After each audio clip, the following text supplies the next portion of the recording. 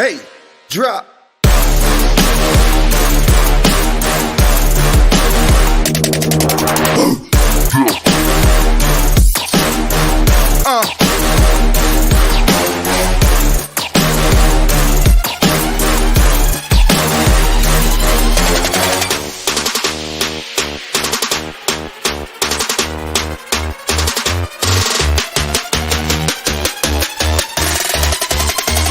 Yeah, hey, drop.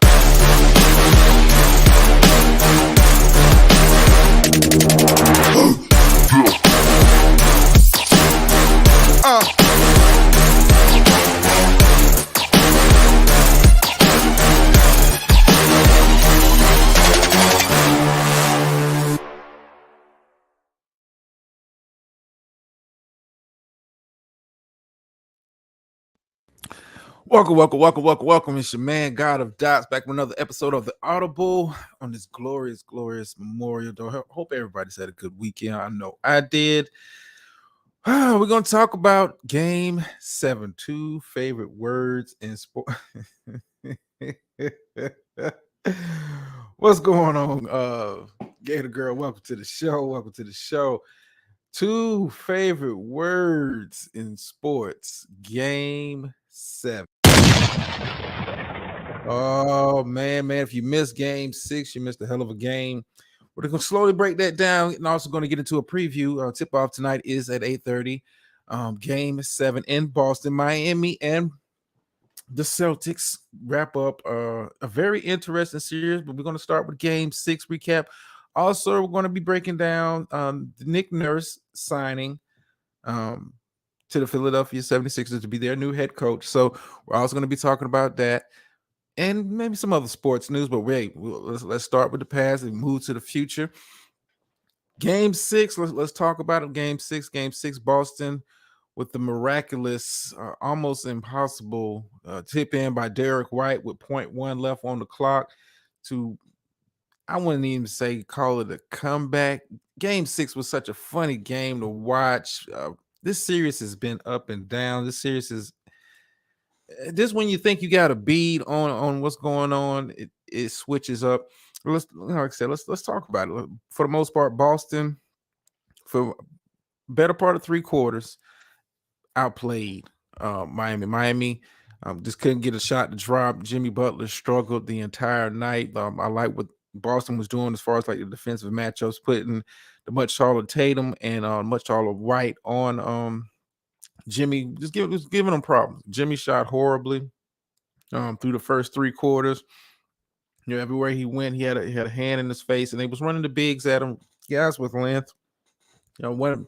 I like that coaching adjustment, and we've talked about coaching adjustments so much throughout the playoffs. Joe Mazzulla making a coaching adjustment, putting much taller players, much longer players on Jimmy Butler, frustrating him, making him having to adjust his shot dramatically, and it showed in the performance. Yeah, Gator Girl, this whole series has been skit. So what's going on? No, but I was thinking about that earlier, Jeremy. But I like your comment. All the pressure on Miami for letting it get to this Game 7. Typically, you would say that. No team has ever come back from 3-0 to win a series. Plenty of teams have come back from 3-0 to force a Game 7. But I would say this. I would say the pressure, in my opinion, for tonight, based on what I saw from Game 6, because Game 6, they could have lost. They could have lost. They allowed Miami to hang around just enough to where Miami started getting confidence in their shot, getting into a rhythm offensively. Miami outplayed them in the fourth quarter. Tip in aside, Miami outplayed Boston in that fourth quarter. So Miami has to be encouraged. I don't think Miami is scared tonight going up into Boston. They've already won 2 games up in there. I think the pressure is still on Boston. How you doing, Miss Murphy? I think the pressure is still, Gator Girl. I think the pressure is still on Boston because they are the higher seed. They were expected to win the series.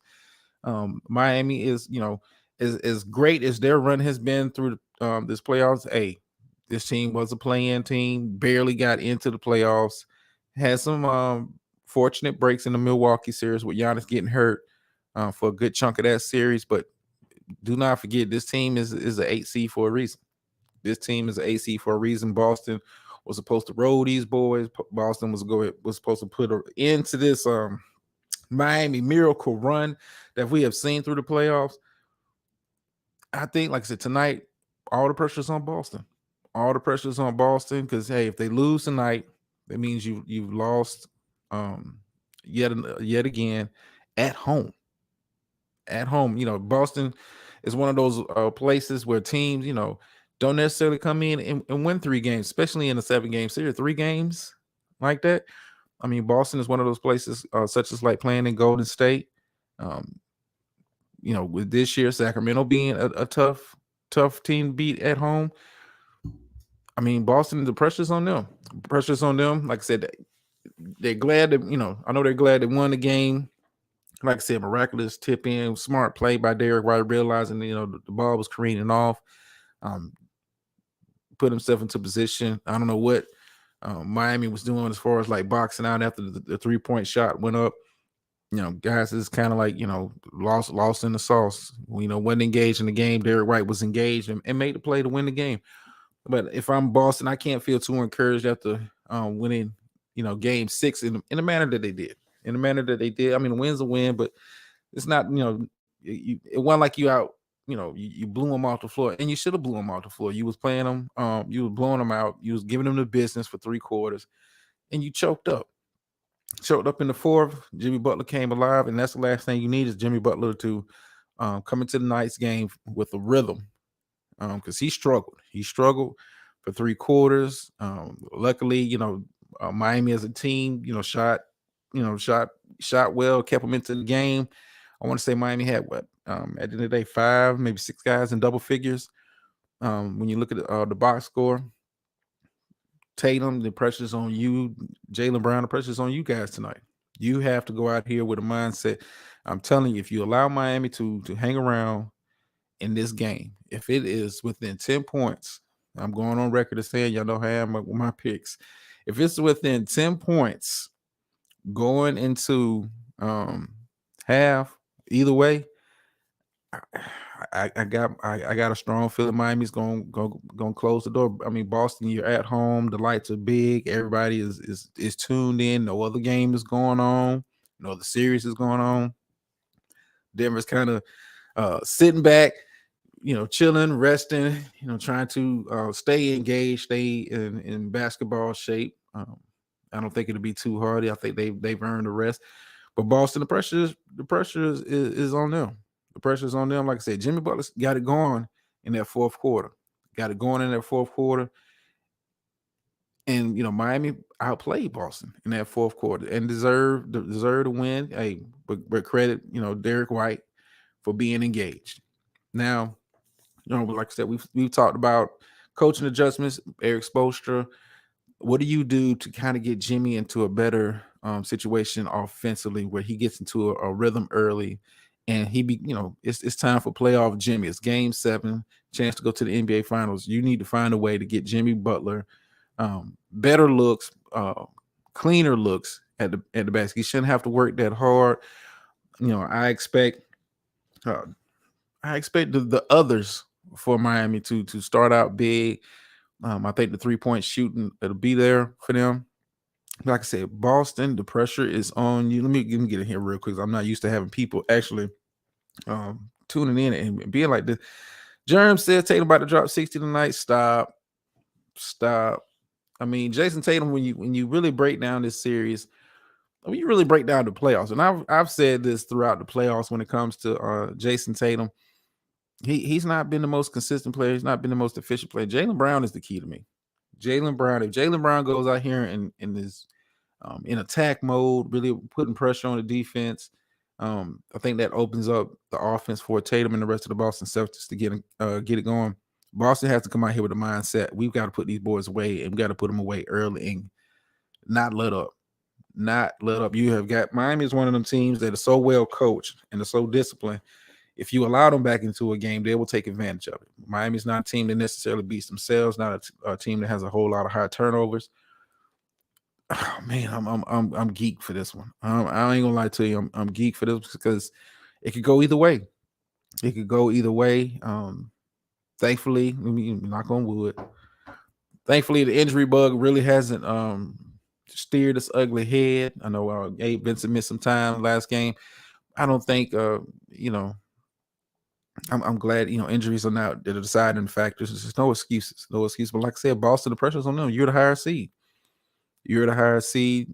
Um, you are the team that represented the East in the finals last year, so you've been here, supposedly done that. Now it's time to put up or shut up. Get a girl says this will be a tale of the road players. I agree. I think Marcus Smart is going to have to come out and put in some work. I think Al Horford's going to have to come out and put in some work. This is one of those games that come down to the others. But I'm telling you, Boston, if you allow Jimmy Butler to kind of continue that rhythm he found at the end of Game 6, it's going to be a long night. It's going to be a long night. And Miami, hey, they've won twice up there. So playing on the road is not scary to them. Not going to be a factor at all tonight. I think Eric Spoelstra had them guys in the right headspace to go out there, but I'm expecting to see fireworks. I don't think it's going to be an up and down game. Typically game 7s, with the exception of Jason Tatum going for the 50 bomb, Steph Curry going for the 50 bomb. Most game 7s, real nip and tug teams are not really flexing their muscles offensively. It becomes more of a defensive game. And it's all about execution. All about execution. Like I said, I don't think either team is going to play sloppy tonight. I would hope not. I hope beautiful basketball. I'm not a fan of either one of them. Go Lake Show, go Lake Show, go Lake Show. But yeah, I'm expecting a good game. Let me kind of get back up in here.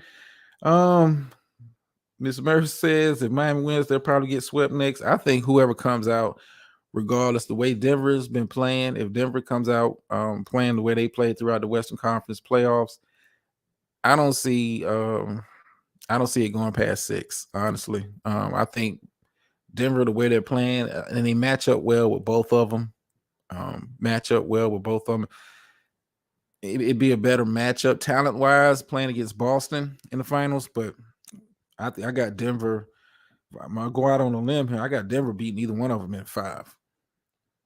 Based on what I've seen, Boston is too inconsistent.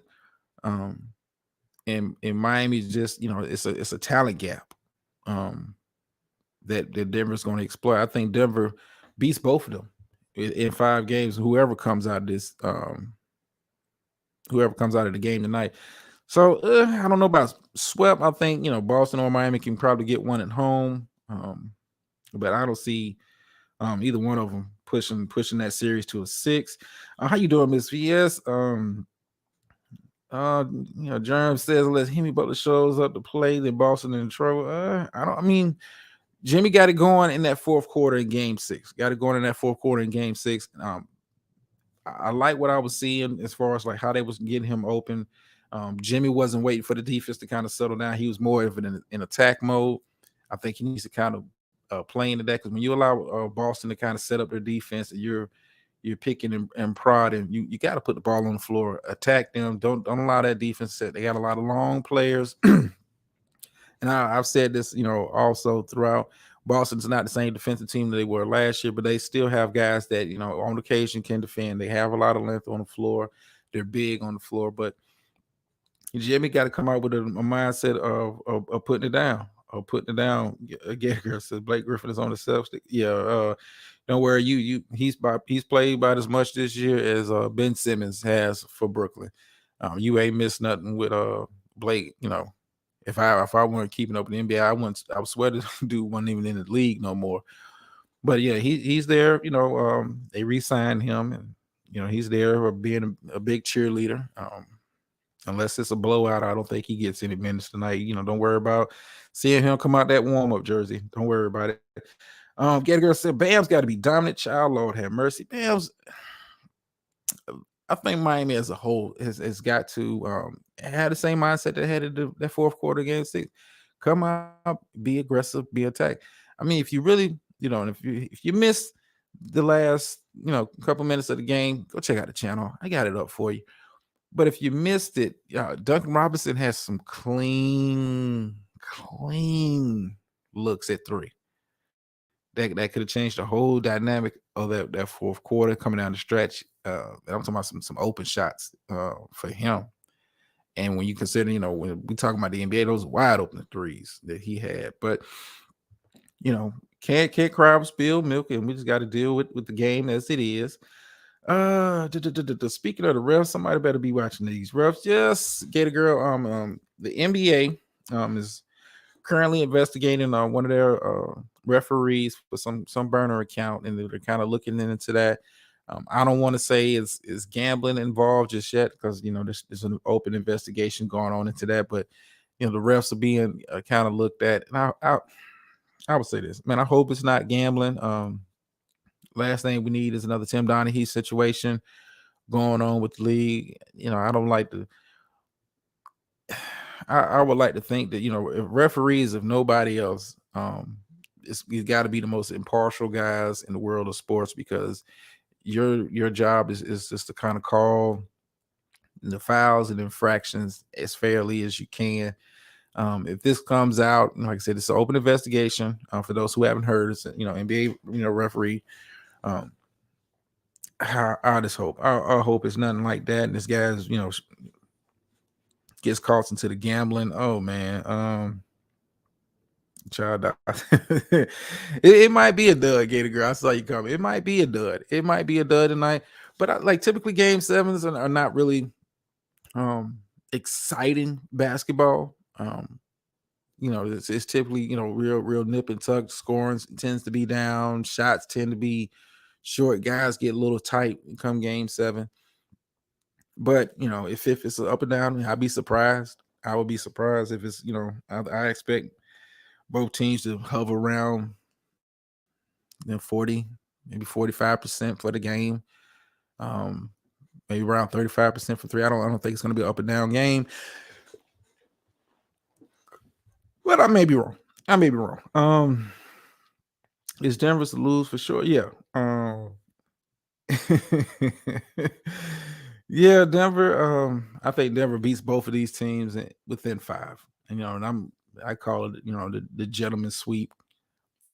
I don't see either one of these teams posing problem. Let's kind of look forward. Yeah, the atmosphere is gonna be crazy. I mean, come on, get a girl. Game 7, chance to go to the NBA Finals in Boston. Oh man, this is big TV. This is what we call theater. I mean, it doesn't get. Boston is one of those few places that atmosphere and that nostalgia, that history just comes oozing out. You're going to be hearing a lot about that, through from announcers during the game, in some of the commentary. But yeah, Boston is one of those places. This is a perfect place to have a game 7. Golden State is a perfect place to have a game 7. LA, New York, it's certain places where a game 7 just means, has a little bit more gravitas to it, means a little bit more because of the setting. I expect to see all the Boston legends that are still alive and breathing and walking to be somewhere up in the arena, somewhere around the scene. I'm pretty sure you'll see Paul Pierce sideline. I wouldn't be surprised if Larry Bird somewhere in a skybox somewhere, this kicking back. But yeah, I'm excited for it. I ain't gonna lie to you. I'm excited. It's probably probably the biggest game, as far as the excitement of the build, just because of how this series has been. Miami starts out 3-0. This kind of look like, oh man, Boston is going to be looking at retooling some things. Guys maybe move, people looking at the coach. And then they win 3 straight. And then, guys are, looking at Miami like, what are you doing? I mean, Boston is on the precipice of doing something that has never been done in the NBA. And that is come back down from 3-0 and win a series. No team has ever done it. And I want to say, and out of the teams that have done, it's been 150 times this has happened, where teams come back down to force a game 7 in a series. No team has ever come back from 3-0. I mean, you could be watching history tonight, or you could be watching, Miami righting the ship, putting the nail in the coffin, and moving on to Denver. And Boston be looking I think Boston will have an interesting offseason coming up. Win, lose, or draw. However this season plays out, what do you do with Tatum and Brown? Both guys are up for supermax extensions. You're talking roughly about $600 million between both of them. Boston's going to have to make some hard decisions. Boston is going to make some hard decisions. And speaking of hard decisions, excuse me for a second. Speaking of hard decisions, if you're not aware, Philadelphia 76ers have found their coach. Congratulations to Nick Nurse for being named new head coach of the Philadelphia 76ers. Once again, congratulations to him. For those who are not aware, Nick Nurse, former head coach of the Toronto Raptors, does have an NBA championship on his belt. Nick Nurse is a hell of a coach. Consider the job that he's done, even outside of the championship season that he had in Toronto. The way the guys come out and play good, smart basketball, play good defense. I think the problem with Toronto, they didn't want to admit it. I don't think it was a Nick Nurse problem. I think it was more of a talent problem that was going on in Toronto. Toronto, let's keep it a buck. Toronto's not a sexy destination for most players. Most guys don't want to go play in Toronto. It's not a hot free agent destination. And a lot of the players that they have there, you're talking about more like homegrown talent. I do like some of the pieces that they have. Scotty Barnes, Pascal Siakam, Van Fleet is a free agent. But I'm not going to put all that on Nick Nurse. But I'm glad Nick Nurse landed in a real good situation in Philadelphia. It's been reported that Joel Embiid really pushed for Nick Nurse to be the head coach, and I have no problem with that. You are the MVP player, you are the centerpiece of the franchise, so it's only right. And you see this more so in basketball than in football, where players have a lot of input on some of the decisions that's being made by the organization. So I have no problem with Joel Embiid campaigning for Nick Nurse. It's been reported that his assistant, I forgot his first name, Griffin, is reported he's possibly going to be signed as head coach for the Milwaukee Bucks. So congratulations to everybody from that Nick Nurse tree of coaching. Well, I like Nick Nurse. Nick Nurse in Philadelphia. Now, what the team's going to look like, with James Harden opting out, possibly looking to move on elsewhere. Do you go out and try to attract another piece to play with Joel Embiid? Do you go out and try to find a way to get you a Dame Lillard in Philadelphia? Are you in the Trae Young sweepstakes? Hell, at this point, if I'm Philadelphia, I mean, I might be an all-in approach. Like, do I find a way to put Kyrie on this team? I can just imagine the personality clash with Kyrie and Embiid and some of them other guys on the team. But yeah, thank you, get a girl. First name is Adrian Griffin. He was assistant coach.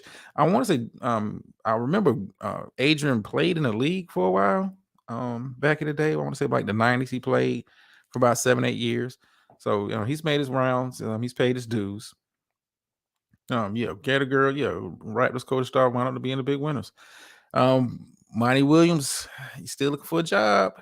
I mean, I'm surprised he hasn't found a landing spot for him. I think Monty Williams with Nick Nurse going to from Toronto to Philly.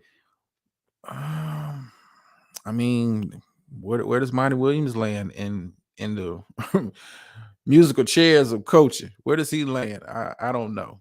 I think I thought Monty Williams would have probably been the leading candidate, considering his track record as a head coach. I thought he would have been a leading candidate for Milwaukee, but unfortunately not. So it's kind of like a wait and see with Monty. So I hope he finds a job. I don't think he deserved to get fired from Phoenix, but hey, I don't make the decisions. I don't write the checks.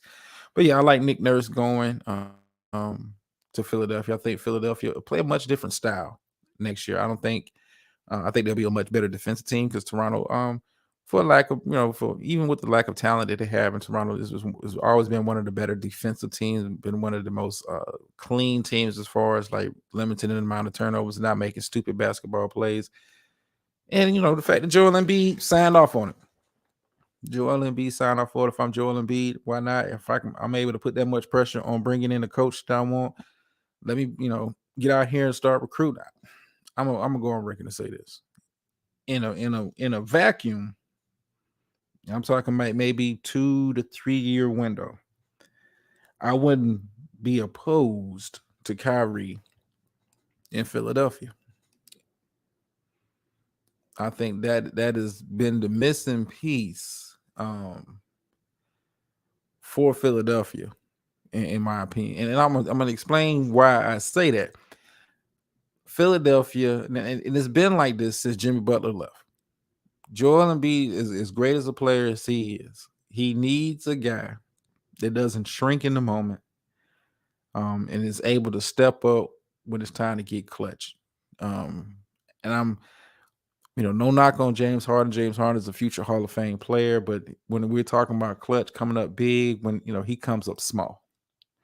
Yeah, James Harden could go off for a 40, 50 piece in a game one, but come a game 6, 7, when the guys with superstars and with guys with the money supposed to make their money, he shrinks. But I think if you pair Kyrie with Embiid, if this for a window, maybe get him on a maybe 3-year max contract. I think he may have something. I think right now the way the East is kind of shaping up, Milwaukee's going to be having to make some changes depending on how this series plays out. I think Boston may be looking different next year. If I'm Philadelphia, I have Embiid, I have the MVP. I need to be in a win now approach, because with Embiid, when we're talking about injuries, you never know how long his body is going to hold up. I think Kyrie would be the perfect complement on the court. I mean, we're just talking on the court. Kyrie would be the perfect complement to Embiid, but that's just my opinion. I don't think. They may get involved in Trae Young, because Trae Young is he doesn't shrink from the moment. He just has bad shooting nights, but I like the heart that he plays with, But anyway, let me kind of get up out of here because hey, it's almost tip off. Thank you guys for sharing, subscribing, watching the videos and all that kind of stuff. Comments, I like it. I love it. I'll keep doing more of it. Also, kind of before I get up out here, do some housekeeping stuff. Starting in about 2 weeks, I'm kind of working on scripts for how I'm gonna do it. I'm going to start rolling out uploads NFL season. Kind of do my own little season preview for each team. So be on the lookout for that in a couple weeks. I'm be start working on that. Like I said, I'm working on my script and working on the editing and how I want to put it together. I don't want it to be too long. But yeah, in about a couple weeks, I'll be rolling that out for my NFL fans. Because by that time, NBA will be wrapped up. So that'll be a smooth transition for me and the channel. We will be doing, still be doing, shows that are audible. May not be every day. While I kind of work on getting these uploads done.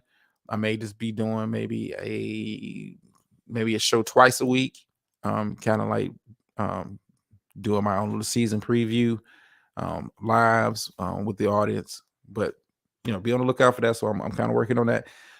As always, like I said, appreciate the support that you guys give me. Like I said, be on the lookout, and if it's a crazy ending to the game, you ain't got to go nowhere else to watch it. I'll have it up for you. Your boy got you. No outro, but I'm out.